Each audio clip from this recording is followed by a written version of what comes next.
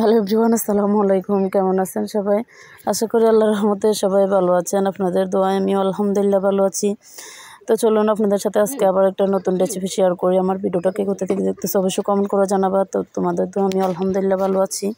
তো যাই হোক, চলুন আমি অল্প কিছু সময় কিভাবে চিকেন ফ্রাইটা করে বানিয়ে ফেলি দেখুন।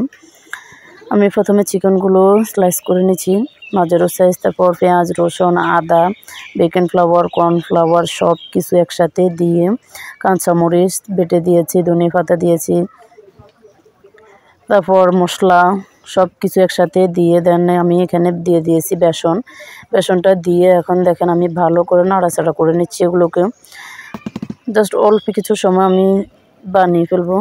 তারপর দিয়ে দিয়েছি আমি অল্প একটু ময়দা, আর এখন দিয়ে দিচ্ছি 2টা হাঁসের ডিমটা দিলে কি হয়, একটু পুষপুষে হয় পিঠাগুলো, চিকেনগুলো খেতে অনেক টেস্টি হয়। তো যাই হোক, এখানে আমার বানানো কমপ্লিট হয়ে গেছে। তারপর এখানে দেখেন ফ্রাই প্যানের ভিতরে পরিমাণ মতো তেল বসিয়ে দিয়েছি আমি। এখন একটা একটা করে আমি চিকেনগুলো দিয়ে দিব। দেখেন জাস্ট অল্প কিছু সময়ে ঘরে বানিয়ে ফেলুন ঝটপট বিকেলের নাস্তা। তারপর দেখেন আমি একটা একটা করে সব চিকেনগুলো দিয়ে দিচ্ছি। তো আমার প্রতিদিনের ডেইলি ব্লগগুলো, নতুন নতুন ভিডিওগুলো পেতে অবশ্যই আমার পেজে পাশে থাকবা। তো সবার অনেক অনেক সুন্দর সুন্দর কমেন্টে অনেক বেশি ভালো লাগে, ভিডিও করতে আরও উৎসাহ লাগে। তো যাই হোক, দেখেন আমি একটু একটু করে সব দিয়ে দিচ্ছি, একটু একটু করে দিয়ে জালটা আস্ত করে দিতে হবে। তারপর দেখেন আমি সবগুলো দিয়ে দিচ্ছি।